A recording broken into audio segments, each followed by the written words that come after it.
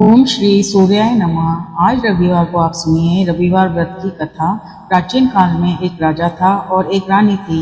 उनके पास सिपाही, घोड़े, दासियां, दास, धन दौलत सब कुछ था, सिर्फ उसकी संतान नहीं थी। इसी कारण वे दोनों राजा रानी बहुत दुखी रहते थे। संतान प्राप्ति के लिए उन्होंने हर तरह के दान, धर्म, धार्मिक अनुष्ठान, जप, मंत्र, पूजा पाठ आदि सब किया, लेकिन इससे उनका कोई फायदा नहीं हुआ। जब राजा और रानी वृद्ध होने लगे तो दोनों को चिंता हो गई। वह दोनों सोच में पड़ गए कि अब हमारे इतने बड़े राज्य का क्या होगा, कौन बनेगा इस राज्य का वारिस, कौन लेगा प्रजा की जिम्मेदारी। राजा और रानी दिन रात इसी चिंता में घुटने लगे। उन्हें खाने और पीने की भी सुध नहीं रहती थी। तो एक सुबह राजा के दरबार में एक साधु आता है तो दासी रानी को इत्तला करती है। तब वह दासी से कहती है कि यह मेरा अंतिम दान धर्म है, इसके बाद मैं अपने हाथों से कोई दान धर्म नहीं करूंगी। रानी चावल भरा छाछ हाथ में लेकर बाहर आती है और साधु की झोली में भिक्षा डालने आगे बढ़ती है तो उसके चेहरे पर छाई उद्गतता साधु की दृष्टि में आती है। वह उससे पूछता है कि रानी साहिबा, आपको क्या हुआ है, आपको क्यों इतनी उदासी हो गई है। तब रानी साधु को सारी हकीकत बताती है और सिसकने लगती है। उस पर वह साधु कुछ पल गंभीर हो जाता है और कहता है कि चिंता मत करो रानी साहिबा, आपकी संतान की इच्छा पूरी हो जाएगी। आपकी कोख से एक पुत्र का जन्म होगा, मात्र वह 14 साल तक ही आप लोगों को मिलेगा। इससे आगे वह जीवित नहीं रह पाएगा। इससे बढ़कर आपको कुछ देना मेरे लिए संभव नहीं है। अपनी पूरी बात करते हुए उसने अपनी झोली में हाथ डाला। झोली में हाथ डालकर थोड़ी सी विभूत निकालकर उसने रानी को दी और कहा, आप और महाराज दोनों इसे बांटकर ग्रहण कर लेना, तुम्हें जल्द ही पुत्र की प्राप्ति होगी। और वह साधु अपनी राह पर चला गया। उसके जाने के बाद रानी सोचने लगी कि 14 साल ही सही, उतने समय के लिए हमें पुत्र तो मिलेगा, यही काफी है। उतने साल मैं उसे जी जान से बड़ा करूंगी और उसे ढेर सारा प्यार और दुलार करूंगी, अपनी संतान की मुराद पूरी करूंगी। उस रात अपना सारा राज खत्म करके राजा जब रानी के महल में गए तो रानी ने राजा को सारी बात बता दी और साधु की दी हुई भूत को भी राजा को दिखाकर बोली कि साधु महाराज ने इस भूत को हम दोनों को ग्रहण करने के लिए दी है। राजा बोले, इतना दान और धर्म किया, जप और तप किया, उसका कोई भी फल नहीं मिला, अब इस विभूत से हमें क्या संतान प्राप्त होगी। उस पर रानी बोली, जब इतना सब कुछ कर लिया तो अब यह सही क्यों नहीं, अब हम उस साधु को बुलवा दें। राजा को अब इस बात पर विश्वास नहीं था, पर रानी को दुख न पहुंचे इसलिए वह राजी हो गया और राजा रानी दोनों नहाते धोते हैं। फिर अपने भगवान का नाम का स्मरण करते हैं, अपने पुरखों का स्मरण करते हैं और उस साधु महाराज का नाम स्मरण करके वह भूत बांटकर दोनों खाते हैं। उसके बाद दोनों निश्चित होकर सोते हैं। तो कुछ दिन गुजर जाते हैं और साधु द्वारा कहे अनुसार रानी गर्भवती हो जाती है। उस पर राजा और रानी दोनों की खुशी गगन में नहीं समाती। राजा रानी से बोलते हैं, महारानी सचमुच साधु महाराज की कृपा हो गई। तो 9 महीने बाद रानी ने एक सुंदर पुत्र को जन्म दिया। राजा ने बड़ी धूमधाम से पुत्र का नामकरण किया। सारे राज्य में 8 दिन तक अंश तर्पण रखा, उत्सव मनाया गया। आप पुत्र की कुंडली देखने के लिए राज्य के सबसे बड़े विद्वान पंडित जी को बुलाया गया, जो कुंडली देखकर पंडित जी बड़े चिंतित हो गए और कहने लगे कि महाराज, हमारा राजपुत्र सिर्फ 14 साल तक ही हमारे पास रहेगा। राजा को तो इस बात की भनक भी नहीं थी। रानी को भी साधु महाराज की बात याद आ गई। दोनों चुप रह जाते हैं। उसके बाद राजा और रानी बड़े प्यार से बेटे की परवरिश करते हैं, उसकी हर ख्वाहिश पूरी करते हैं और थोड़े समय के लिए ही सही भगवान ने संतान की अपनी मुराद पूरी कर ली। इससे वे समाधान मानते हैं। राजपुत्र दिन प्रतिदिन बड़ा होता है। जब वह 7 साल का हो जाता है तो राजा को एक अच्छे गुरु की नियुक्ति करके उससे पढ़ाई लिखाई, घुड़सवारी आदि 12 विद्याओं का शिक्षण देते हैं। जब वह सब शास्त्र विद्या में पारंपरिक हो जाता है और 12 साल की उम्र का हो जाता है, तब एक अच्छी सी कन्या खोजकर उसकी शादी करा देते हैं। तो 2 साल और बीत जाते हैं। बेटा 14 साल का हो जाता है। एक दिन राजपुत्र राजा से बोलता है, पिताजी मैं अपना सारा राज्य घूम कर देखना चाहता हूँ।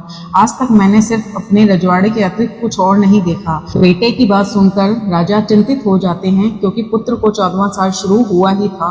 अब कोई अनहोनी होने का वक्त नजदीक आ पहुंचा था, लेकिन राजा का यह बात पुत्र को बता नहीं सकता था। राजा अपने चेहरे पर खुशी लाकर बेटे से कहता है कि हाँ जरूर बेटा, जाओ अपना सारा राज्य घूम कर देख कर आओ। कहाँ क्या है यह सब जानना चाहिए। कल मेरे बाद तुमको ही तो राजा बनना है। मात्र एक बात का ध्यान रखें, तुम जहाँ जा रहे हो, क्या कर रहे हो, यह बात अपनी पत्नी को नहीं बताना। पुत्र कहता है, ठीक है पिताजी, आपने जो कहा है मैं वैसा ही करूँगा। राजपुत्र दिन भर अपनी पत्नी के साथ रहता है, खुशियाँ मनाता है और रात को 12 बजे वह उठकर बाहर चला जाता है। फिर सुबह होने से पहले वापस आकर अपने महल में आकर सो जाता है। ऐसा बहुत दिनों तक चलता रहता है और पुत्र का 14 साल खत्म होने में कुछ ही दिन बाकी रहे थे। इतने में उसकी पत्नी यानी छोटी रानी रात में जाग जाती है। वह देखती है कि बिस्तर पर राजपुत्र नहीं है। वह महल में सब जगह देखती है तो राजपुत्र कहीं भी नजर नहीं आते। तो वह क्या करती, किससे कहती? वह चुपचाप रहती है। फिर वह सुबह होने पर देखती है कि उसका पति अपनी जगह सोया हुआ है। वह पति से कुछ नहीं पूछती। लेकिन दूसरी रात भी जब ऐसा ही होता है तो तीसरी और चौथी रात और कुछ दिन तक ऐसा ही चलता रहता है। तब रानी बहुत चिंतित हो जाती है। उसके मन में ढेर सारे सवाल उठते हैं, लेकिन उसे पूछने में डर लगता है, शायद पति गुस्सा न कर बैठे। सास ससुर से पूछने के बारे में सोचा तो उसकी कुल मर्यादा बीच में आ जाती है। तो इस तरह वह मन ही मन घुटती रहती है। इस हालात में उसे खाने पीने में दिलचस्पी नहीं होती। वह दुबली पतली होती जाती है। तो उस राज्य में फूल बेचने वाली एक बूढ़ी मालिन थी। वह हमेशा छोटी रानी को फूल देने उसके महल में आती थी। उस बुढ़िया का ध्यान छोटी रानी पर पड़ जाता है। वह उससे पूछती है कि बेटी, तुम्हें किस बात का दुख है? तुम इस तरह सूख कर काटा क्यों बनी हुई हो? उस पर रानी कहती है, क्या बताऊं तुम्हें अम्मा, तुम्हारा राजपुत्र हर रात्रि को बाहर चला जाता है और सुबह वापस लौट कर आता है। वह कहाँ जाता है, क्या करता है, यह सोच सोचकर मैं अन्न ग्रहण नहीं कर पाती हूँ और सूख सूख कर इस तरह कांटा बन रही हूँ। बुढ़िया ये सब बातें सुनकर एक उपाय बताती है कि बेटा ऐसा करना, आज रात को तुम सोना मत, उसके पीछे जाकर देखना कि वह कहाँ कहाँ जाता है और क्या करता है, और उसकी अच्छी तरह से पहरेदारी करना। तो छोटी रानी बोली कि अगर मुझे नींद आ गई तो? बुढ़िया बोली कि तुम्हें नींद ना आए इसलिए एक काम करना, अपने बाएं हाथ की उंगली में एक जख्म कर देना, उस पर थोड़ी सी मिर्ची छिड़कना, उससे तुम्हें बड़ी जलन होगी, उस पीड़ा से तुम्हें रात भर नींद नहीं आएगी। रानी बुढ़िया के कहे अनुसार वही करती है। उंगली की जलन से उसे बहुत देर तक नींद नहीं आती, लेकिन बाद में वह सो जाती है। दूसरे दिन सुबह बुढ़िया फूल लेकर उसके महल में पहुंचती है और पूछती है, क्या हुआ बेटी, क्या तुम देख पाए कि पति कहाँ जाता है? रानी कहती है, नहीं अम्मा, पहले कुछ समय जलन के कारण मुझे नींद नहीं आई, पर कुछ समय के पश्चात मैं सो गई। बुढ़िया कहती है, कोई बात नहीं, तुम अपनी उंगली पर पहले से थोड़ा और बड़ा जख्म करना और ज्यादा मिर्ची लगाना। तो रानी ने वैसा ही किया, परंतु वह सिर्फ पति को बाहर निकलते हुए देख पाती है, उसके पीछे नहीं जा सकती क्योंकि इसे फिर से नींद आ जाती है। दूसरे दिन सुबह बुढ़िया आती है तो उसके पूछने से पहले ही रानी रोकर कहती है, अम्मा, मैं आज भी उसकी पहरेदारी ठीक से नहीं कर पाई। बुढ़िया कहती है, रोना नहीं बेटी, सब कुछ ठीक हो जाएगा। तुम आज रात जख्म और बड़ा करना और उस पर ज्यादा मिर्ची लगाना, और एक काम करना कि जब वह जाने के लिए निकलता है तब उसका रास्ता रोकना। बुढ़िया ने जैसा बताया रानी ने वैसा ही किया। आज रात उसे नींद नहीं आती है। पति जब रात को महल से निकलने के लिए चलने लगता है तो वह बुढ़िया ने जैसा बताया वैसे ही करती है। दौड़कर जाकर पति का रास्ता रोकती है और कहती है, कहाँ जा रहे हो, किससे मिलने जा रहे हो, मुझे बताओ। राजपुत्र उसे समझाने की कोशिश करता है, देखो, अगर मैंने तुम्हें बता दिया तो मैं दोबारा नहीं मिल पाऊंगा। रानी कहती है, कोई बात नहीं, ना मिल पाओ, लेकिन आज रात के समय कहाँ जाते हो यह मुझे बता दो। राजपुत्र निरुपाय हो जाता है। पत्नी की जिद के आगे उसकी एक नहीं चलती। ठीक उसी समय उसका 14वां साल खत्म हो रहा होता है, 15वां साल लगने वाला होता है। जो होता है वह हो जाने दो, यह सोचता है, और कुछ चावल मंत्रों से सिद्ध करके पत्नी को कहता है कि इन चावल के दानों को हाथ की मुट्ठी में पकड़ना, पहले दाएं हाथ में पकड़े चावल मेरे ऊपर फेंकना, मैं कौन हूँ तुम्हें पता चल जाएगा। बाएं हाथ में बाद में चावल मेरे ऊपर फेंकना, मैं जैसा था तुम्हें मिल जाऊंगा, लेकिन यदि तुम बाएं हाथ के चावल मेरे ऊपर फेंकना भूल गई तो मैं तुम्हें कभी नहीं मिल पाऊंगा। रानी ने कहा, नहीं भूलूंगी। रानी बड़े आत्मविश्वास के साथ यह कहकर दाएं हाथ में पकड़े हुए चावल पति के ऊपर फेंक देती है तो राजपुत्र एकदम एक विशाल घोड़ा बन जाता है। एकदम उम्दा सफेद गर्दन पर लंबी अयाल देखते देखते वह तेजी से दौड़ने लगता है। रानी उस घोड़े को एकदम भौचक्की होकर देखने लगती है और पति ने बाएं हाथ के चावल फेंकने की जो बात कही थी वह भूल जाती है। उसकी आंखों के सामने घोड़ा महल से बाहर निकल जाता है। घोड़ा जो महल से बाहर जाता है तो वापस नहीं आता। अब रानी को बड़ा पश्चाताप हुआ। वह स्वयं को कोसने लगी। लेकिन अब उसका कोई फायदा नहीं होने वाला था। राजपुत्र अब वापस नहीं आने वाला था। सुबह होते ही महाराजा को सब बात पता चली। उन्हें बहुत दुख हुआ। वह बिस्तर पकड़ते हैं और राह देखते हैं कि एक दिन उनका बेटा वापस आ जाए। इस तरह 1 महीना गुजरता है, 3 महीने गुजरते हैं, आखिरकार 6 महीने भी पूरे हो जाते हैं। राजपुत्र का कोई अता पता नहीं रहता। प्रधान राजपुत्र को ढूंढने के लिए राज्य के गांव-गांव सिपाही भेजता है, लेकिन उन्हें कोई सफलता नहीं मिलती। इधर रानी अपनी हट के कारण पति गायब हो गया यह सोचकर मन ही मन कोसती है और प्रण लेती है कि कुछ भी करके पति को ढूंढकर लेकर आएगी और उसे वापस जरूर घर लाएगी। एक दिन सुबह उठकर ससुर के महल में जाती है और कहती है कि मैं अपने पति की खोज में जा रही हूँ। महाराज को और क्या चाहिए था, कुछ भी करके उनका बेटा उन्हें वापस चाहिए था। वह बहू को जाने की अनुमति देकर कहने लगती कि बेटी तुम्हें जो चाहिए वह करो, जहाँ जाना है वहाँ जाओ, लेकिन हमारे बेटे को वापस लेकर आओ। अब रानी अपना शाही वेश बदलकर एक सेठानी बन जाती है। कुछ दासियों को, कुछ नौकरों को साथ लेती है, कुछ सामान साथ ले लेती है और राज्य की सीमा पर जाकर वहाँ एक भोजनालय खोल देती है। वहां आने पर सब यात्री को खाना मुफ्त में देने लगती है।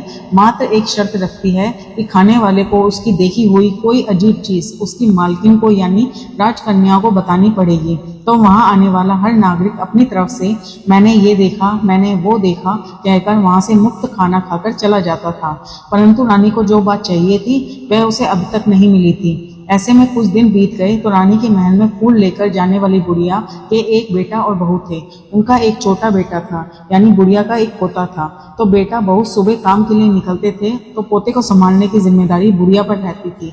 दिन भर पोते को संभालती थी। एक दिन गुड़िया को पान खाने की आदत थी तो पान लगाने के लिए चूना चाहिए था। वह उसे तैयार करने के लिए सीपिये लेकर आई। इन सीपियों को भूनने के लिए गोबर के कंडे चाहिए थे।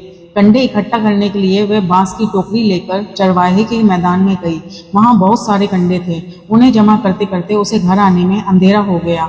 इस और शाम होते ही काम से वापस आकर बेटा और बहू घर पहुंचे तो देखा कि बच्चा घर पर अकेला है और रो रहा है। वे दोनों गुस्से से लाल पीले हो गए। इतने में बुढ़िया घर पहुंची तो बेटे ने पूछा पोते को घर पर अकेला छोड़कर कहाँ गई थी। बुढ़िया बताने लगी कि मैं गोबर के कंडे इकट्ठे करने गई थी। इस पर बेटा बोला दोबारा बच्चे को अकेला छोड़कर यदि कहीं गई तो मैं तुम्हें बहुत पीटूंगा। बुढ़िया कहने लगी नहीं बेटा, फिर कभी ऐसा नहीं करूंगी। लेकिन दूसरे ही दिन बुढ़िया वह बात भूल गई और फिर चरवाहे के मैदान पर कंडे इकट्ठे करने के लिए चली गई। शाम को जब बेटा बहू काम से वापस लौटे तो देखा कि बच्चा घर पर अकेला है और रो रहा है। अब उसके बेटे की सहन शक्ति कम होने लगी और बुढ़िया के वापस आने पर उसे घर से निकाल दिया। बुढ़िया रात भर घर के बाहर अंधेरे में बैठी रही और सुबह होते ही हाथ में टोकरी लेकर कंडे इकट्ठा करने के लिए निकल गई। उस दिन उस पर कंडे इकट्ठा करने का मानो पागलपन सवार हो गया। कंडे इकट्ठे करते करते जब अंधेरा हो गया तो उसे मालूम ही नहीं चला। उसे जब ध्यान आया तो गांव का रास्ता भी ठीक ढंग से दिखाई नहीं दे रहा था। वे अंधेरे में आंखें फाड़कर देखती देखती किसी तरह आगे बढ़ निकली तो एक कपिला गाय छन छन की आवाज करती हुई गले की घंटी बजाते हुई ठुमक कर उस मैदान में आ गई। उसे देखकर बुढ़िया सोचने लगी कि इस गाय के पीछे पीछे जाऊंगी तो गांव तक पहुंच जाऊंगी। तब बुढ़िया उसे पीछे पीछे जाने लगी। वह गाय उस मैदान से लेकर एक एक करके 6 मैदान पार करती है। आखिरकार वह 7वें मैदान तक पहुंचती है तो क्या होता है कि उस मैदान में एक बड़ा सा पत्थर है। गाय जाकर उस पत्थर पर अपना सींग मारती है। जब गाय ने सींग मारा तो वह पत्थर दूर हट गया और पाताल में नीचे जाने की सीढ़ियां दिखाई देने लगी। तब वह गाय उन सीढ़ियों से नीचे जाने लगी। बुढ़िया वह सब देख रही थी और झट से जाकर गाय की पूंछ को पकड़ लिया। वह गाय के साथ नीचे पाताल में चली गई और तुरंत ही गाय की पूंछ छोड़ दी और इधर उधर देखने लगी। उसने देखा कि वहां दीप और दिए जलते हैं। तेज रोशनी गाय के ऊपर पड़ती है और वहां अद्भुत घटनाएं घटने लगती हैं। गाय के नीचे जाते ही उसके गले में अपने आप साल पड़ जाती है और छमछम करके कोई दूध आड़ी में गाय का दूध दुहाने लगा। लेकिन जो कोई वह कर रहा था वह मात्र दिखाई नहीं दे रहा था। बुढ़िया बहुत घबरा गई, कहाँ आकर फंस गई। यह सोचने लगी कि यहाँ वहाँ छिपने के लिए जगह ढूंढने लगी, लेकिन उसे कहीं भी जगह नहीं मिली। हर जगह उजाला ही उजाला था। तो वह कोने में खड़ी हो गई। जो कुछ सामने हो रहा था सिर्फ उसे चुपचाप देखने लगी। उसने कहा वहाँ एक उम्दा सफेद घोड़ा और 2 कुंड थे। उसमें से एक कुंड में उस घोड़े ने छलांग लगाई और ऊपर आ गया और उस घोड़े को अब राजपुत्र का रूप प्राप्त हो गया। उसने दूसरे कुंड में पानी में स्नान किया, वहां रखे नए कपड़े पहने और नजदीक ही एक सुंदर पलंग था, उस पर आकर वह बैठ गई। उसके सामने अपने आप 5 पकवानों की थाली आ गई। दूध की एक प्याली भी आ गई, 5 सुपारी आ गई। उसके सामने एक दिया जलता रहा और राजपुत्र ने खाना खाया, पानी पिया, 5 सुपारी खाई और बिस्तर पर लेट जाने से पहले सूर्यदेव का स्मरण करके सामने जलते हुए दिए से पूछा, हे दीपंकर, मेरे माता पिता क्या कर रहे हैं?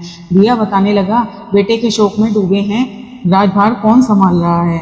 तो उसने बोला कि राज्य प्रधान संभालते हैं। उसने पूछा कि मेरी पत्नी क्या करती है? तो दिए ने बोला, उसने चौराहे पर भोजनालय शुरू कर दिया है, आते जाते लोगों से वह नई खबर के बारे में पूछती रहती है। दिए के यूं कहते ही राजपुत्र कहने लगा, ठीक है। उसके बाद वह सो गया। बुढ़िया कोने में खड़ी हुई ये सब देख रही थी। ऐसी अद्भुत घटना उसने जिंदगी में पहली बार देखी थी। उसे अंदर ही अंदर चुलबुलाहट होने लगी। उत्सुकता से वह देखने लगी, लेकिन उसके बाद और कुछ घटनाएं नहीं घटती। रात गुजर गई और सुबह हो गई। पलंग पर सोया हुआ राजपुत्र उठा। फिर से पहले उसने कुंड में छलांग लगाई, तो अब वह फिर से घोड़ा बनकर कुंड से बाहर आ गया। वह तेजी से उच्च पताल नगरी से बाहर निकल गया, लेकिन वह कहाँ गया, बुढ़िया को कुछ पता ही नहीं चला। उसके बाद पिछली रात की तरह कोई उस गाय को छम-छम करके दूध दुहाने लगा। जैसे ही दूध दोहना कम हो गया, उसके गले की साल अपने आप खुल गई। वह गाय तेजी से ऊपर जाने लगी, सीढ़ियों की ओर भागने लगी। गाय को दौड़ता देख बुढ़िया सोचने लगी कि अब गाय के साथ यहाँ से ऊपर जाना ही समझदारी होगी, नहीं तो कोई मुसीबत आकर उसके ऊपर टपक जाएगी। झट से उसने गाय की पूंछ पकड़ ली और गाय के साथ ऊपर आ गई। गाय जब ऊपर पहुंची तो उस सुरंग का रास्ता अपने आप बंद हो गया। उसके मुंह से एक बड़ा सा पत्थर पहले की तरह खड़ा हो गया। ऊपर आकर वह गाय जंगल की ओर निकली। इधर बुढ़िया एकदम बावली सी हो गई। उसने पाताल नगरी में जो कुछ भी देखा वह जल्द ही जल्द किसी को बताने के लिए उतावली हो गई। उसे एकदम याद आया कि नगर की सीमा पार कोई औरत भोजनालय चलाती है और नई बात बताने वालों का अच्छा खाना पीना मुफ्त में देती है। वह सोचने लगी, क्यों ना मैं यह बात उस औरत को जाकर बताऊं। यदि उसे यह बात पसंद आई तो बाकी जीवन खाने पीने की झंझट से मुक्ति मिल जाएगी। बुढ़िया ने मन में तय किया और तुरंत उस भोजनालय के द्वार पर पहुंच गई। नगाड़े के सामने खड़ी हो गई और जोर जोर से नगाड़ा बजाना शुरू कर दिया। नगाड़े का शोर इस तरह मालकिन यानी छोटी रानी मन में प्रसन्न हो जाती है कि शायद कोई बड़ी बात लेकर यहाँ आया है। रानी सिपाहियों को आदेश देती है कि जाइए और जो कोई भी आया है उसकी अच्छी तरह खातिरदारी कीजिए। आदेश पाते ही सिपाही नीचे दौड़ कर आए तो एक बुढ़िया नगाड़ा बजा रही थी। उन्होंने पूछा, क्यों नहीं बुढ़िया, क्या हुआ, क्यों नगाड़ा बजा रही हो? बुढ़िया बोली, कुछ नहीं बेटा, यहाँ खाना मिलता है ना, इसलिए आई हूँ। खाना चाहिए, मिलेगा, लेकिन तुझे कोई नई बात बतानी पड़ेगी। हाँ बताऊंगी, एक बात मालूम है मुझे। इस पर सिपाही उसे अंदर लेकर गए। उन्होंने मालकिन का आदेश था जो कोई भी बूढ़ा बुजुर्ग वहाँ आए उनके साथ अच्छी तरह से पेश आना, उनका अच्छे से आदर सत्कार करना। तो सिपाहियों ने उस बुढ़िया का भरपूर आदर सत्कार किया। यह उसे बड़ी सिद्ध थाली भरकर व्यंजन परोसते हैं। बुढ़िया कुछ दिनों से भूखी थी, वह खाने पर टूट पड़ी। खाना खाने के बाद सिपाही ने उसे नई साड़ी पहनने को दी। उसके बाद उसे लेकर रानी के पास आए। बुढ़िया और रानी ने तुरंत एक दूसरे को पहचान लिया। तब रानी ने बुढ़िया से कहा कि अम्मा, अब बताओ तुमने क्या नई बात देखी है? नई बात? मैंने कोई नई बात नहीं देखी है। बुढ़िया बोली, वह तो मेरे पास तुम्हें देने के लिए खाने के पैसे नहीं थे, इसलिए मैंने झूठ कहा और नगाड़ा बजाया। रानी ने कहा, अम्मा घबराना नहीं, मैं किसी और को तुम्हारा नाम नहीं बताऊंगी। फिर भी बुढ़िया ने कहा कि मेरे पास कोई नई बात नहीं है। इस पर रानी ने कहा, देखो ये अम्मा, यदि तुमने मुझे नई बात नहीं बताई तो जिंदगी भर के लिए तुम्हारी देखभाल करूंगी और तुम्हें रानी माता की तरह रखूंगी। अब बुढ़िया बताने को तैयार हो गई। उसने जो कुछ भी उस चराह मैदान में देखा था वह सब कुछ कुंवर रानी को बता दिया। बुढ़िया की वह बातें सुनकर कुंवर रानी को यकीन हो गया कि वह राजपुत्र उसी का पति है। वह तुरंत बुढ़िया से बोली कि अब माँ, मुझे उस जगह पर ले चलो। तब बुढ़िया बोली, नहीं बेटी, वह पाताल राज्य है, सांप है, यदि किसी ने तुम्हें देख लिया तो तुम्हारी जान खतरे में पड़ सकती है। लेकिन रानी उसकी एक भी नहीं सुनती, उसे उस जगह पर ले जाने के लिए हट करने लगी। आखिर में बुढ़िया ने उसका ही कहना मान लिया और कहने लगी, ठीक है, मैं तुम्हें वहां ले जा सकती हूँ, पर आज नहीं कल जाना तो शाम को ही जाना होगा। और तो दूसरे दिन को दोपहर को रानी बुढ़िया के साथ उस मैदान पर गई और एक जगह छुपकर गाय के आने की राह देखने लगी। दिन ढलते ही अंधेरा गिरने लगा और गाय हमेशा की तरह वहां आ गई। मैदान के उस कोने में जाकर उसने पत्थर पर सींग मारा तो छत से पत्थर हटकर वहां पर सुरंग में जाने का रास्ता खुल गया। गाय उस रास्ते से नीचे उतरने लगी तो बुढ़िया रानी से कहने लगी, जल्दी आगे आओ, हम गाय की पूंछ पकड़कर नीचे उतरेंगे। तो दोनों गाय की पूंछ पकड़कर नीचे उतर गईं। बुढ़िया पहले जिस कोने में छिपी थी उस कोने में छिप गई। अब नीचे सब कुछ पहले जैसा ही घटित हो रहा था। गाय के गले में अपने आप साल पड़ गई। कोई अदृश्य रूप से उसका दूध धोने लगा। एक सफेद उम्दे घोड़े ने आकर एक कुंड में छलांग लगाई तो राजपुत्र के रूप में ऊपर आया।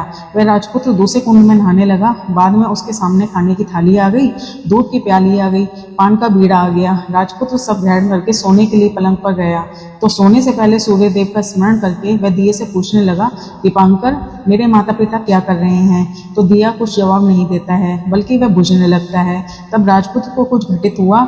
इसका संदेह हो गया कि वह उदास हो गया है और जो कुछ भी हुआ है वह हो जाने दो, ऐसा सोचकर वह फिर से बिस्तर पर लेट गया। अब रानी का संयम टूटा। वह दौड़कर अपने पति के पास गई और उसके पैर पकड़ने के लिए आगे बढ़ी। राजपूत तुरंत ही पत्नी को पहचान गया। वह छत से पीछे हट गया और चिल्लाने लगा, नहीं नहीं, मुझे मत छूना, सर्वनाश हो जाएगा। रानी दोनों हाथ जोड़कर पति से अपनी भूल स्वीकार करने लगी। स्वामी, मुझसे भूल हो गई है। मुझे आपसे नहीं पूछना चाहिए था कि आप रात को कहाँ जाते हो। मैं अपनी भूल स्वीकार करती हूँ। मुझे मेरी भूल की सजा मिल गई है। अब आप घर चलो। आपके वियोग में आपके माता पिता ने बिस्तर पकड़ लिया है। आपकी प्रजा भी बहुत दुखी है। उस पर राजपुत्र कहने लगा, वही तो एक बार तुम गलती कर बैठी हो, अब दोबारा मत करना, नहीं तो मैं तुम्हें नहीं दिख पाऊंगा। रानी अब विलाप करने लगी, जोर जोर से जमीन पर सिर पटकने लगी। राजपूत के मन में उसके प्रति दया उत्पन्न हो गई। वह उससे कहने लगा, यदि तुम मुझे पाना चाहती हो तो तुम्हें एक काम करना होगा। काम कठिन है, लेकिन वह तुम्हें अकेले ही करना होगा। रानी ने कहा, कहो स्वामी, कितना भी कठिन काम हो मैं पूर्ण करूंगी। रानी कहने लगी। इस पर राजपुत्र ने उसे बताया कि इस पाताल से ऊपर जाते ही तुम्हें एक घना जंगल नजर आएगा।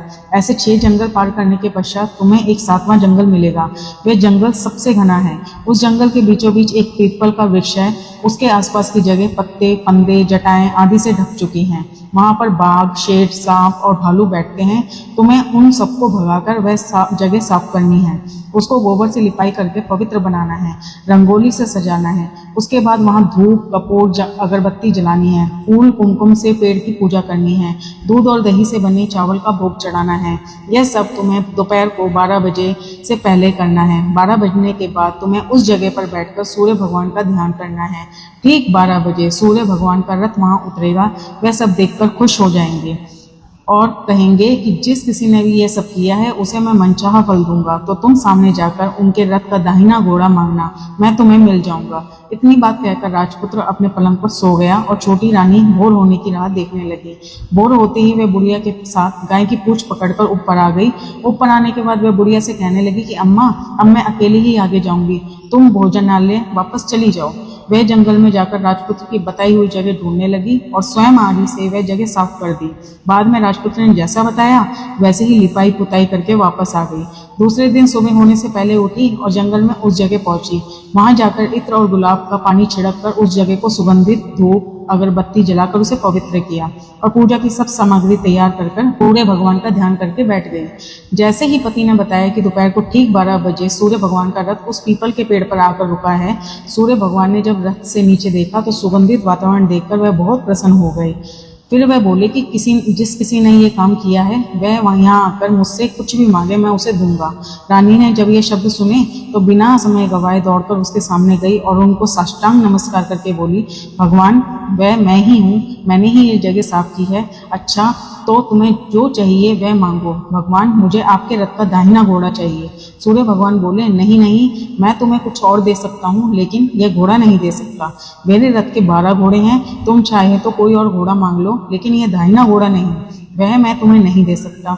छोटी रानी ने एक नहीं सुनी। वह सूर्यदेव से एक ही बात कह रही थी, वही दाहिना घोड़ा मुझे दे दीजिए, नहीं तो मैं आपके पैरों में गिरकर अपनी जान दे दूंगी। अब सूर्यदेव धर्म संकट में पड़ गए। उन्होंने वचन दे दिया था, अब अपने वचन से पलट भी नहीं सकते।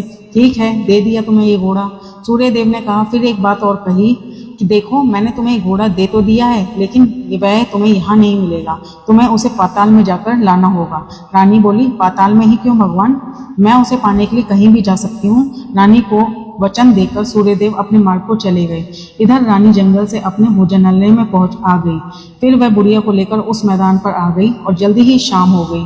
शाम होते ही वहां वह गाय आई और उसने सींग मारकर सुरंग का पत्थर हटाया और नीचे उतरने लगी और रानी और बुढ़िया जल्दी जल्दी उसकी पूंछ पकड़कर नीचे उतर आई। नीचे पाताल में सब घटनाएं पहले की तरह घटने लगी। घोड़े का एक कुंड में नहाकर राजपुत्र बन जाना, नहा धोकर पलंग पर जाकर बैठ जाना, तो उसे खाने की थाली और दूध की प्याली, पान का बीड़ा आना। लेकिन आज एक नई बात घटी। आज दो दो थाली, दो दो दूध की प्याली और दो दो पान के बीड़े उसके सामने आ गए। वह कुछ नहीं बोला। अपने हिस्से की थाली खाकर, दूध पीकर और पान का बीड़ा चबाकर वह सोने चला गया और हमेशा की तरह दिए से पूछने लगा, दिए, मेरे माता पिता क्या करते हैं? दिए ने बताया, वे दोनों तुम्हारी शोक में मरने की स्थिति में पहुंच गए हैं। ऐसा झट से उसकी आंखों में आंसू टपकने लगे। फिर वह पूछने लगा, दिए, दीपंकर, मेरा राज्य कौन चला रहा है? तुम्हारा राज्य प्रधान चला रहा है। वह सब कुछ हड़प चुका है। वह प्रजा पर बहुत अत्याचार कर रहा है। यह सुनकर राजपुत्र को बहुत गुस्सा आया। वह गुस्से से अपनी मुट्ठी भेजने लगा। अब वह पूछने लगा, दिए, दीपंकर, मेरी पत्नी क्या कर रही है? अब दिया कुछ नहीं बोला और चुप रह गया। अब रानी का संयम जवाब दे गया। वह दौड़कर पति के गले लग गई। अब मैं तुम्हें मिल गया। राजपुत्र कहने लगा, सच कहते हैं, अब आप फिर से घोड़ा तो नहीं बनोगे? नहीं, दोबारा घोड़ा नहीं बनूंगे। तुमने जो इतने सारे कष्ट उठाए हैं मुझे पाने के लिए, इसलिए सूर्यदेव ने मुझे सदा के लिए घोड़े के जन्म से मुक्त कर दिया है। राजपुत्र ने बड़े प्यार से उसे गले लगाया। उसके आंसू पहुंचे और कुछ देर पश्चात सुबह हो गई तो गाय की श्रृंखला टूटकर ऊपर भूलोक जाने लगी। रानी, राजपुत्र और बुढ़िया उसकी पूंछ पकड़कर ऊपर आ गए। ऊपर आने पर वह सीधे भोजनालय में पहुंचे। वहां पर सब सामान लोगों ने बांट दिया। उन्होंने ताला लगाकर अपने राज्य लौट गए। राजपुत्र वापस आता है और उसके तेवर देखकर प्रधान घबरा जाता है। राजपुत्र ने उसे बंदी बनाकर कैद खाने में डाल दिया और राज्य की बागडोर अपने हाथ में ले ली। उसके बाद वह अपने माता पिता को मिलने उसके महल में गया। तब राजपुत्र क्या देखता है कि उसके माता पिता उसके शोक में अस्थि पंजर बने पड़े हैं। पुत्र को वापस आया देखकर मरणासन राजा रानी की आंखों से टप टप आंसू टपकने लगे। इन दोनों ने पुत्र को गले लगाया, उसे प्यार से सहलाया और इतना होने के बाद उनकी सेहत में एकदम सुधार आने लगा। वे अब बिस्तर से उठकर बैठ गए। पुत्र को आशीर्वाद देने लगे। राजपुत्र के आने की खबर तुरंत ही राज्य में फैल गई। प्रजा खुशी से फूली नहीं समाई। प्रजा राजन राजमहल के सामने इकट्ठा हो गई। राजपुत्र ने भी उन्हें दर्शन दिए और आज से उन्हें कोई दुख नहीं पहुंचाएगा, ऐसा वचन भी दिया। अब राजा अपने पुत्र का राज्याभिषेक करके उसे सिंहासन पर बैठाता है और बहू को महारानी का दर्जा देता है और स्वयं अपनी पत्नी के साथ ईश्वर स्मरण करते खुशी से दिन बिताता है। महाराजा बना राजपुत्र अच्छी तरह से राज्य चलाने लगा और अपनी पत्नी के साथ सुख शांति से जीवन बिताने लगा। उस बुढ़िया को रानी ने अपने ही पास रख लिया और उसकी अच्छी तरह से देखभाल करने लगी। बुढ़िया और उसके बुढ़ापे के दिन खुशी से गुजरने लगे। प्रेम से बोलिए सूर्य नारायण भगवान की जय। आपको आज की कथा पसंद आई हो तो वीडियो को लाइक करना मत भूलिएगा, शेयर कीजिएगा, कमेंट में भगवान श्री सूर्य नारायण की जय लिखिएगा और चैनल को भी सब्सक्राइब करिएगा। प्रेम से बोलिए भगवान सूर्यदेव की जय।